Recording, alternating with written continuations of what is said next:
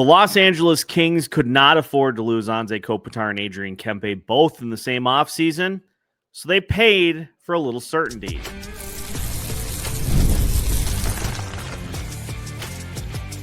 You're Locked On NHL, your daily podcast on the National Hockey League. Part of the Locked On Podcast Network, your team every day. Hello, I'm Seth Toupal. Welcome to Locked On NHL, part of the Locked On Podcast Network, now the number one sports podcast network. Locked On NHL is your daily podcast on the National Hockey League. We are your team every day, and we are your first listen each and every day as well. Make sure you subscribe on all of your favorite podcast platforms so you don't miss out on any new episodes throughout the week. Today's episode is brought to you by FanDuel. Download the FanDuel app now by visiting FanDuel.com and win $300 in bonus bets if your first bet wins. On today's episode of Locked On NHL, we're going to start by discussing the Jack Hughes injury. How did it happen? And what do the Devils need to do to take care of the loss of Jack Hughes in the lineup? We'll then discuss the rash of injuries that occurred in the NHL over the weekend, which are the biggest and which are mitigated by their current teams. And we'll finish by discussing the new contract extension for Adrian Kempe and why the Los Angeles Kings could not afford to lose Anze Kopitar and Adrian Kempe in the same offseason. My name is Seth Toupal, host of Locked On Wild, joined by JD Young of Locked On Sharks. And JD, all of us, both of us, have all of our fingers intact, no cuts, which is more than Jack Hughes can say. Some very strange circumstances surrounding the Jack Hughes injury. The team was at dinner, and the injury was a non-sport-related injury. Yes. Depending on what actually happened, which we don't really know, is this going to turn into the next Pablo Torre Investigates?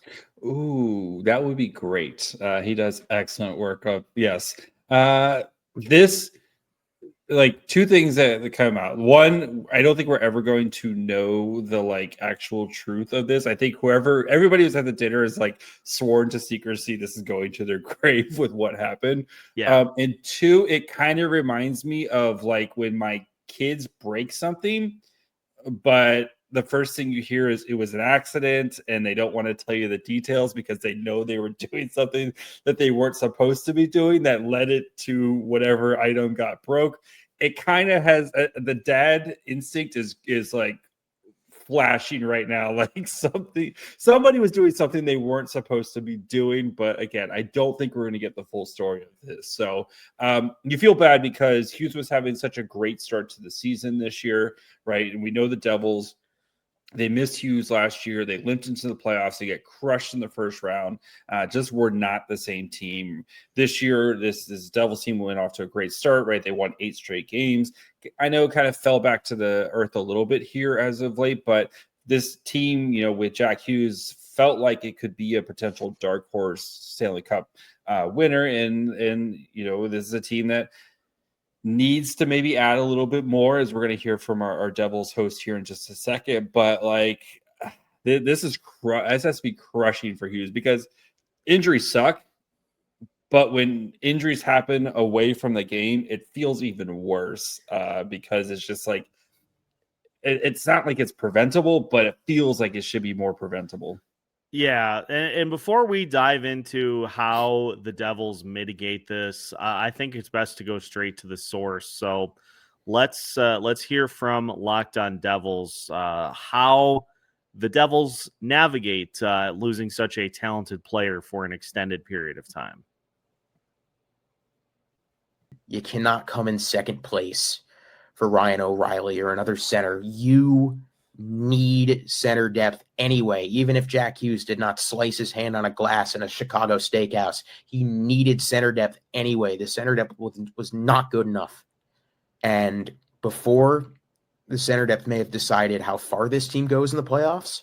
Without Jack Hughes, the center depth may very well decide if they make the playoffs. And you cannot miss the playoffs, even without Jack Hughes. So, yes, this is the team I think is going to be. We've seen this team be very aggressive, making moves over the past couple of years. I think they're going to be very aggressive, even with Jack Hughes. I think it's supposed to be 6 weeks, and they'll reevaluate and see where he's at for his 8-week timeline. That's a long time in the NHL. So I would not be surprised if the Devils make a deal here at some point. But it's tough when you lose a guy like Jack Hughes. I mean, just taking the best player off your team, of anybody's team, that's a tough loss for the Devils. And you're dealing with a couple of different sets of circumstances here. Number one, it is very early in the season. Like, we just hit the quarter pole, and there are a lot of teams that are still in quote unquote contention. Now, they may be mix. In the hunt. Yeah. We have the in the hunt graphic. They may be kidding themselves, but I think Ryan O'Reilly's a good place to start, because we've already had kind of the rumblings that maybe he's not 100% sold on the direction the team is going, and is kind of like, yeah, I'm over this. So don't blame him. getting a guy like that is definitely worth looking into. Like, I would start that process immediately. But, beyond that, I mean, the teams that are 5 points or more out of a current playoff spot, St. Louis Blues, Nashville Predators, Calgary Flames. That's pretty much it at this point, other than like the Buffalo Sabres and the Toronto Maple Leafs, who I would imagine Toronto is in wait and see mode at this point. But beyond that, there just aren't a ton of teams that are truly quote unquote out of it at this point. And furthermore, does Calgary have much that you want right now? Because none of those guys can score goals. And it feels like not only do you want some center capabilities, but you also want a guy that's playing relatively well to inject some new life into your group. Do you not? Yeah, I mean, Nazem Kadri would be the guy, especially a veteran like that. And I think he could come in and help kind of stabilize things for a little bit here. But, outside of that, and again, like, we know every team, especially all the contenders, right? They're always looking for middle six centers. And if you're a team with a guy who you're willing to trade one of these middle six centers, you can get a king's ransom for one of these guys. We see it every year, right? Where teams are trying to add a little bit more depth there, and they are willing to give up a ton of stuff for it. So, even if the Devils want to make a move, it takes two to tango, and two, they're probably going to have to pay, 150 cents on the dollar. Like, it's going to be a lot for a guy to come in, but they're desperate, right? It feels like this is a move they have to make at some point. Yeah, and until they do make a move, I mean, you're going to be looking for more from Dawson Mercer, for one. He's off to a good start, but as probably your top center now, you're going to be looking for more from him. You're going to be looking for more from Nico Hischier. You're going to be looking for, just looking up and down the lineup as far as the center depth goes. Luke Glendening probably gets thrown into a little bit more of a prominent role.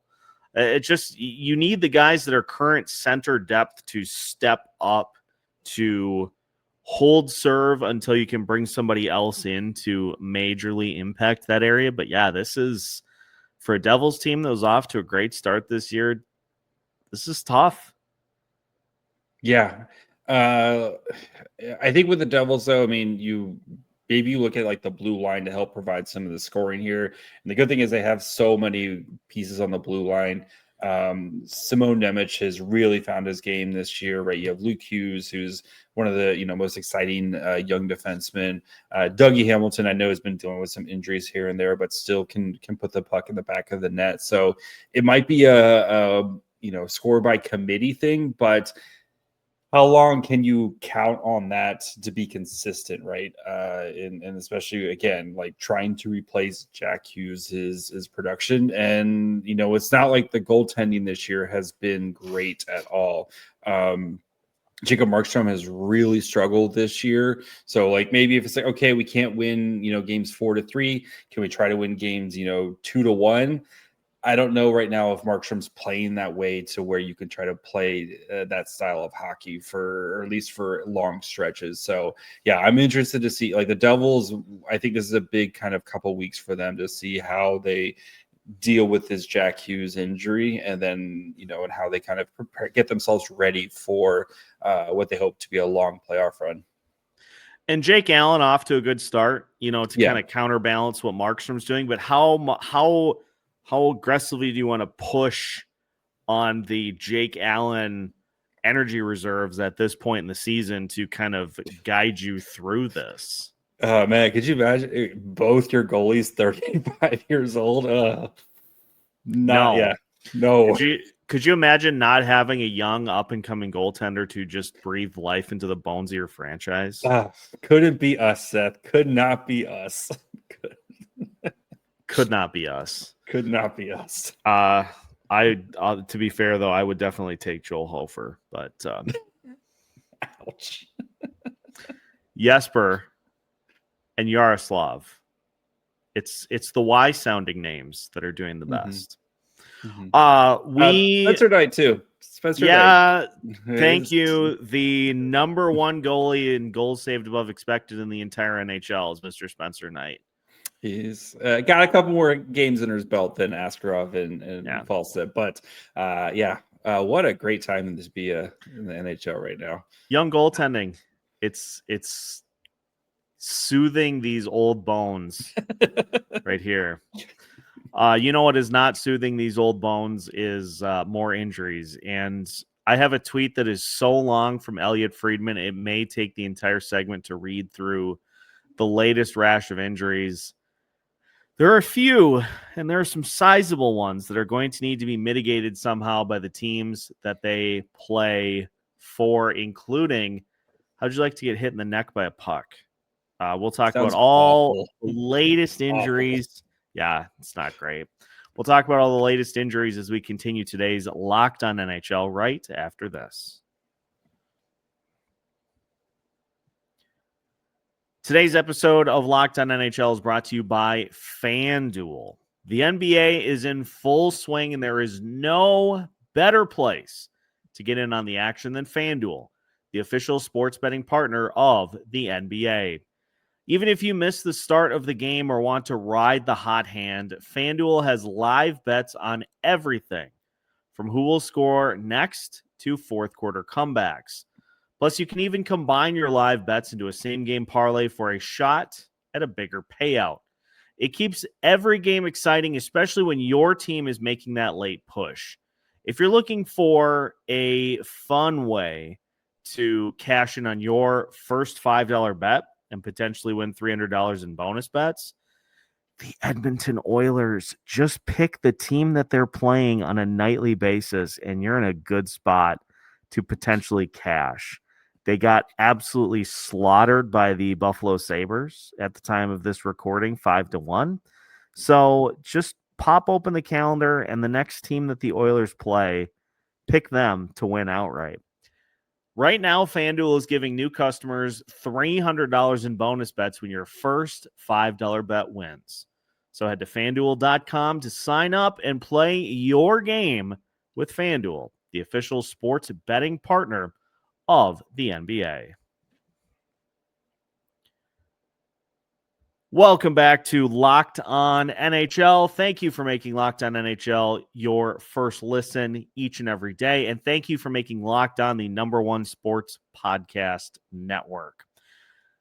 All right, JD, we've got a lengthy list of recent injuries to discuss that are just mostly let me know when you're done.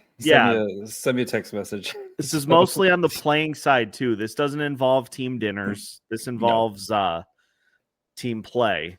As Elliot Friedman said himself, night of attrition in the NHL from this weekend. There was some manner of good news. Charlie McAvoy did travel with the Bruins after being hit in the jaw by a shot in Montreal. That's horrible. I saw the replay of that for the first time this weekend, and no. Like, if it wasn't just the thought of that impact, it was the little bits of teeth flying out of his mouth that I think really did it for me. Yeah. So good that he's traveling, because I always say hockey players are maniacs. Yes. And good that he's traveling. But as I read, Drew Doughty blocked a shot with his foot. We should know more in the coming days. He was in a walking boot after the Kings' most recent game, so that doesn't sound great. Nope. Victor Arvidsson scored, but will miss some time with a lower body injury. Week to week Nick right Foligno, now. Nick Foligno out 4 weeks minimum with a Ouch. broken hand. Matt Murray left his most recent game after sliding to try to make a save. Against the Sharks, yep. Not great. Nope. Thomas Harley, week to week with a lower body injury. He's been playing hurt. Turns out he's been playing hurt. Somehow Palpatine returned. He's been playing hurt. Michael Kesslering is in a walking boot. It hurt. Did he cross over from playing hurt to playing injured? And that's the when you have to go. Yes. The dark side is a powerful ally for those that are playing hurt. Michael Kesslering is in a walking boot. Lindy Ruff said it doesn't look good. Sam Hanzek left the game after a fluke collision with Michael Backlund. Week to week Mikhail for Backlund. him. Yeah, it's week to week for everybody. Oprah's out here handing out week to week designations like they're free cars under your seat. Not great. We also Thatcher Demko week to week with his injury. Guy who just got back. Kirby Doc, fractured foot, out 4 to 6 weeks.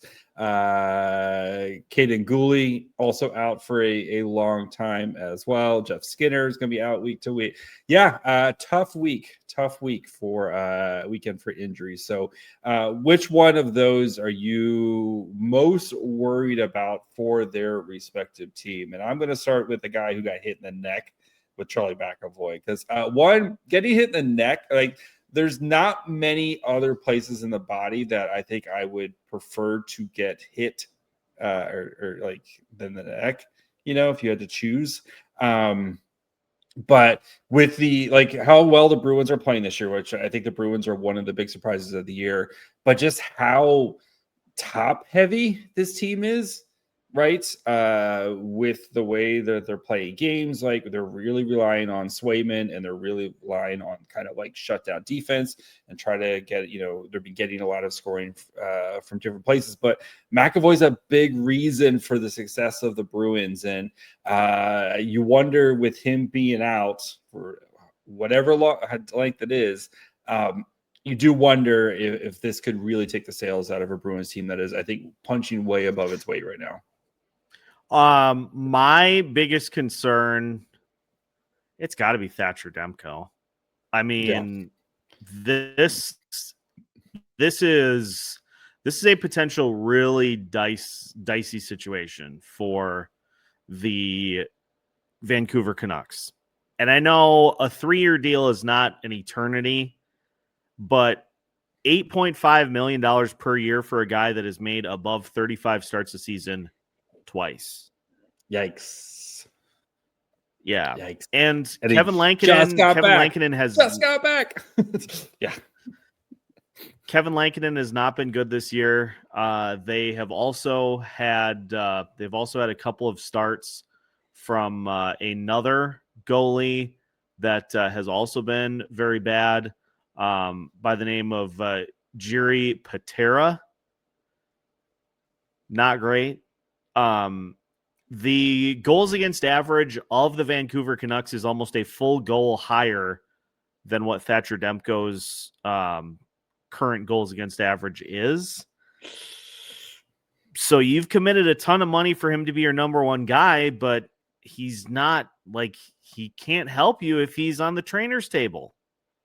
Yeah, that one's bad too. And this Canucks team is I feel like they're hanging on by a thread. Like this team does feel like it's hanging on. They've dealing with a ton of injuries themselves. Some of the moves they made this offseason have not been great. Like Evander Kane has been a disaster. I was talking to a Canucks person today. Like and you're just waiting for the other Hughes, Quinn Hughes, to finally just be like, I'm done with this, guys. Ship me out of here at some point. It's not going well, and this does feel like a kind of a worst case scenario. I'm really worried about the Canadiens with some of the guys that they have lost, but especially with Alex Newhook. We know the Canadiens have been, Nazem Kadri is a guy that they've been targeting, again, trying to find that center depth. You lose a guy like Newhook. They've kind of, been a little bit of a slump as of late. I know they played well. I think they won tonight, but it's such a fun, exciting team, right? And you're just starting to pull pieces out, and it's wonder how long can the Jenga tower hold up with some of the pieces that have been coming out with this Canadiens team. So, yeah, it really is a test of wills at this point in the season. Like, let's just make sure we don't have anybody that gets seriously hurt. The depth is going to be tested on a nightly basis, but as we've routinely said, Montreal lost in the shootout. Oh man, sorry guys. Nope. Yikes. Well, they should get rid of the shootouts. I've said that many times, but maybe another day. It's a test of depth at this point in the season. And honestly, as we've said, the regular season is just a way to get yourself prepared for the postseason. You obviously got to make the postseason, but the regular season is just to try to find your formula and see if your chili recipe is better than everybody else's. Basically is what it boils down to. Pun intended. I made chili this weekend. Lucky. The Los Angeles Kings were in a very intriguing position up until this week, looking at the possibility of losing both Adrian Kempe and Anze Kopitar.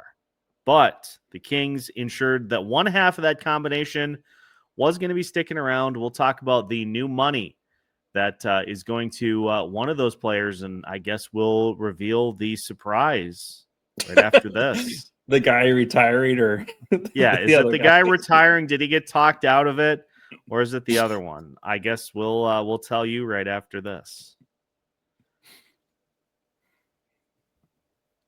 Let's be real. Making excuses don't solve anything. We've heard them all before. It's just stress. I'm tired. It happens to everyone sometimes. And when it comes to performance, sometimes your body just needs a little extra support. That's where Rougiette comes in. Rougiette.com offers fast-acting, doctor-prescribed treatments for ED designed to help you stop making excuses and start making moves. Rougiette makes it super easy to get started. You connect with a board-certified doctor 100% online. There's no awkward waiting rooms, no in-person appointments. The process is fast, simple, and private. It's all handled by real doctors. And if you're prescribed, your treatment ships discreetly straight to your door. So visit Rougiette, RUGIET.com/LockedOnNHL to get 15% off your first order. That's RUGIET.com/LockedOnNHL. And don't forget to use our promo code LockedOnNHL so that way they know that we sent you. Rougiette, stop making excuses and start making moves.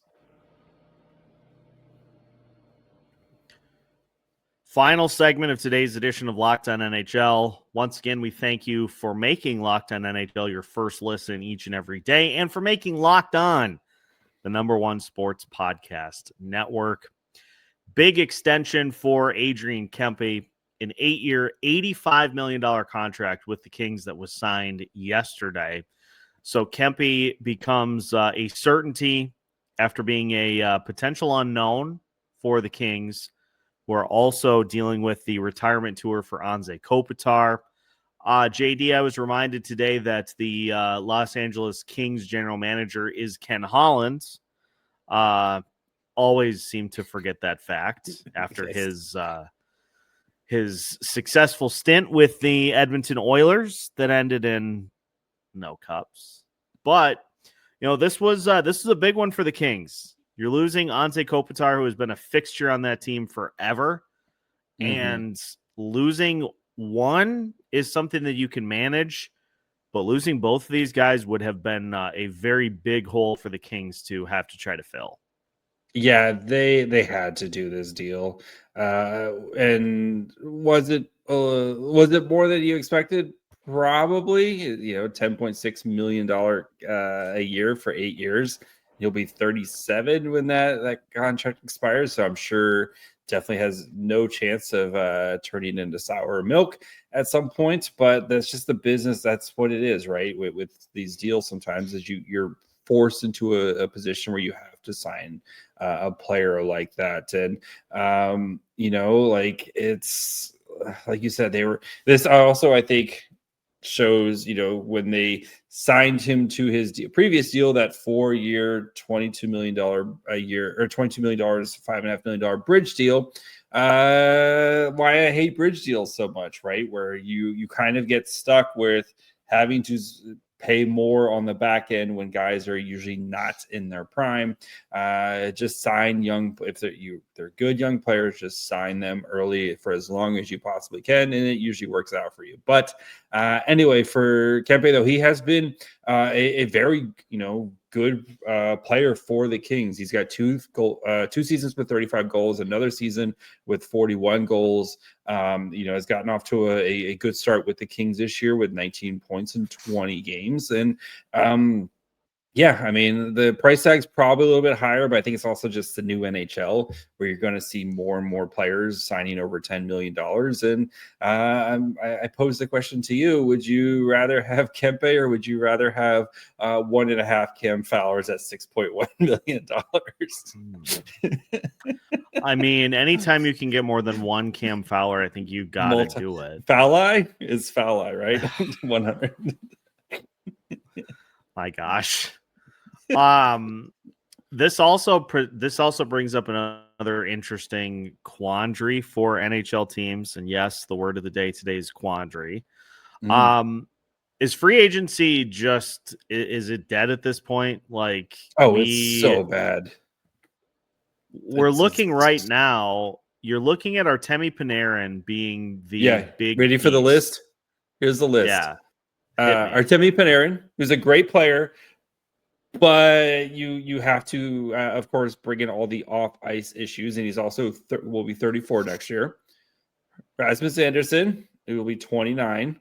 Alex Tuch, who I think we all believe is just going to get re-signed by the Buffalo Sabres at some point, especially after this.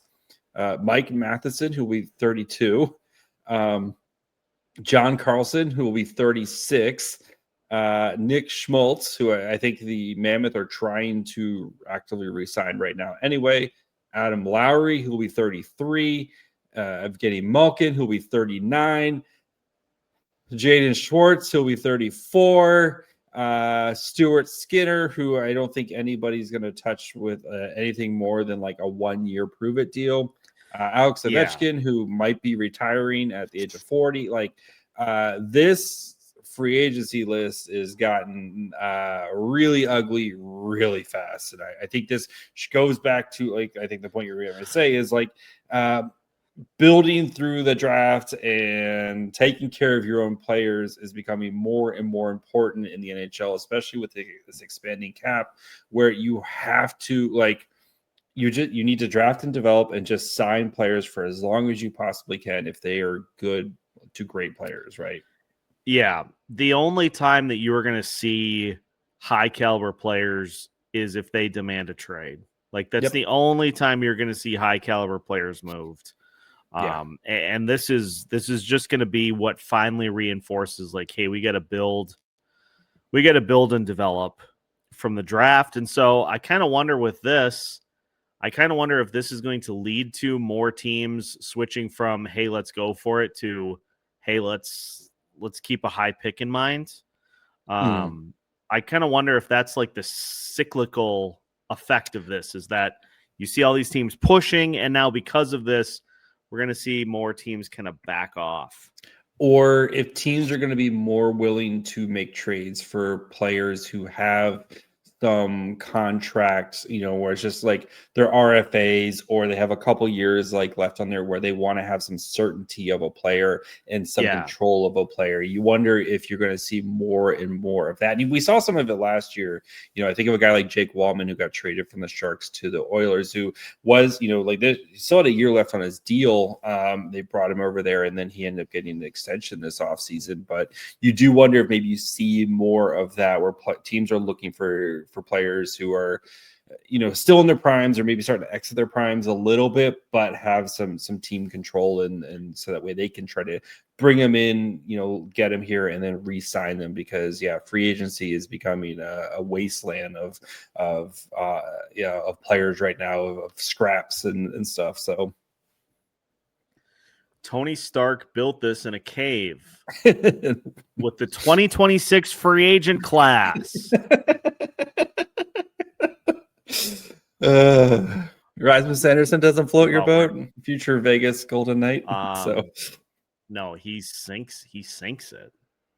Yeah, it's if you're a team like the Sharks, or like, who has like $50 million in cap space heading into next year's free agency class, like, well, what are you supposed to do, man? Like, it's going to be very interesting. I think Mike Kerr's going to be very active when it comes to the trade market, because like none of these guys, I think, are players you want to give big money / long-term contracts to.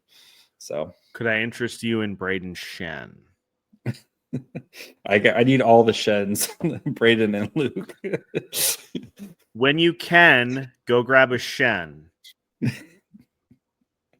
We need to log off for the day. That is going to wrap it up for today's episode. Again, appreciate everybody for tuning in on a daily basis to Locked On NHL. Also, thank you for making Locked On the #1 sports podcast network.